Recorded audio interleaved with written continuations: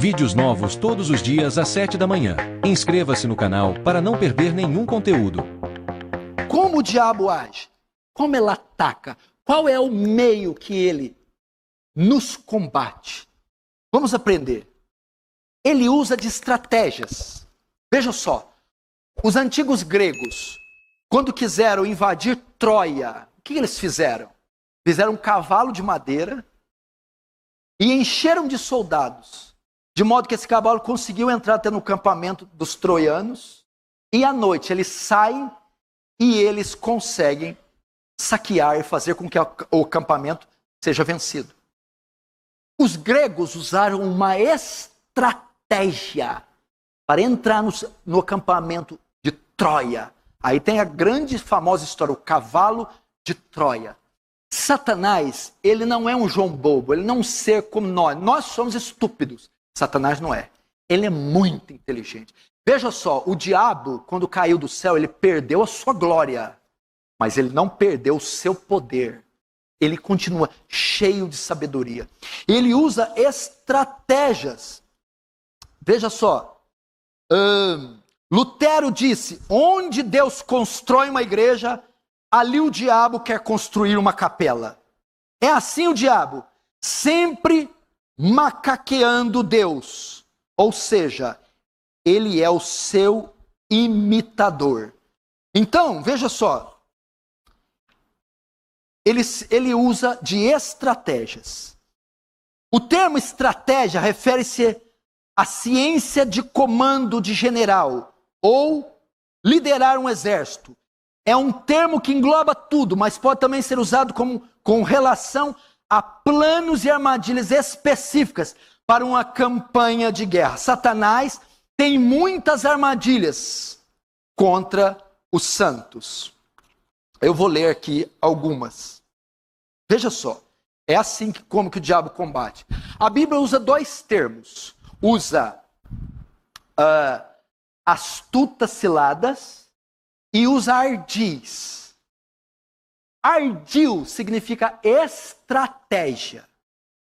Cilada significa armadilha, isca. Ele usa estratégias e coloca uma isca, uma armadilha para você cair na estratégia. Por isso que Paulo usa as astutas ciladas, armadilha. E não ignoramos os seus ardis, estratégia. Então é sempre assim que o diabo usa. Ele usa uma estratégia e coloca uma armadilha para você cair na estratégia. A estratégia é a arte, a estratégia é o ardil, ok? E a armadilha é a astuta cilada. Para você cair na estratégia, para ele vencer você pela estratégia, você tem que cair na armadilha. Primeira estratégia que o diabo usa, eu já estou terminando, eu vou encerrar, não dá para esgotar o assunto. Primeira estratégia que ele usa para combater a semente da mulher, para destruir você, para fazer você cair. A primeira estratégia é seduzir você ao pecado. Levar você ao pecado. Levar você à queda. Levar você a cair. Como ele fez com Eva. A estratégia para destruir Eva, ela tem que pecar. É igual Daniel. Eu não vou pegar ele se não for contra a lei do Deus dele. Estratégia. Mas para a estratégia funcionar, tem que ter uma isca, uma artimanha. Aí não falou para Eva? Era boa a fruta e agradável aos olhos. Então veja lá. Primeira estratégia, Satanás nos seduz ao pecado. Agora a artimanha que ele usa, a armadilha. Satanás oferece a isca do prazer que esconde o anzol do pecado. A isca está lá. É o prazer, mas tem um anzol que vai te levar. Satanás deu a Adão e Eva um pedaço de fruta, a artimanha. O anzol do pecado envolvido no fruto levou o castigo e a morte. Entendeu? A estratégia é fazer que você peque. E a armadilha é fazer o pecado parecer bom.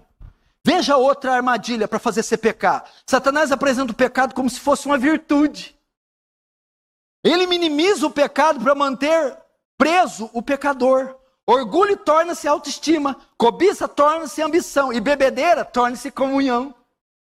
E ele tira a gravidade do pecado e faz o pecado ser virtude. Olha, isso é bom.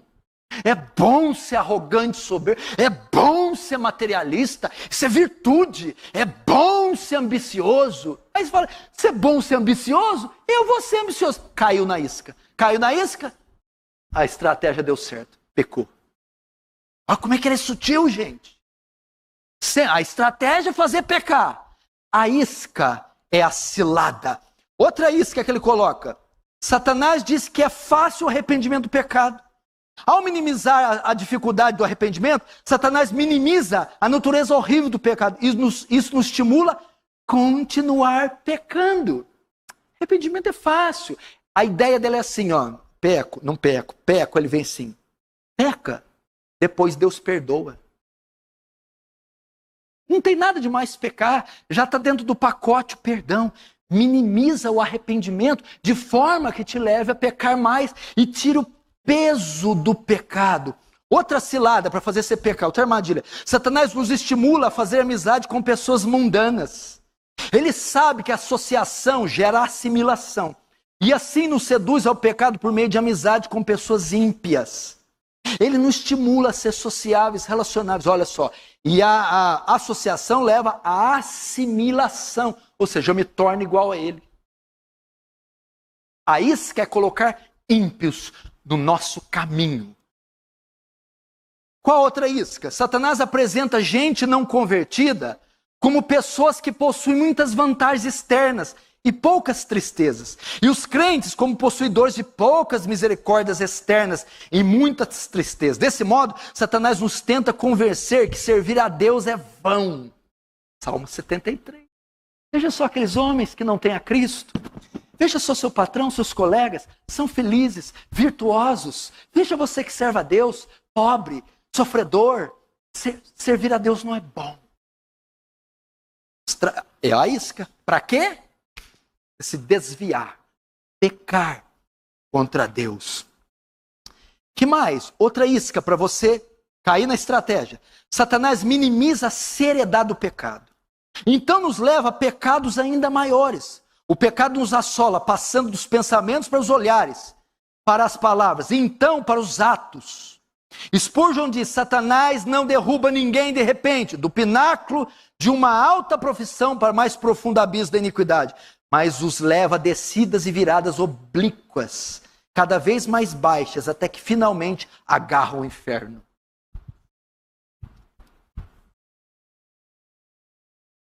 Rapaz, o pecado não é grave. Quanto crente eu conheço assim?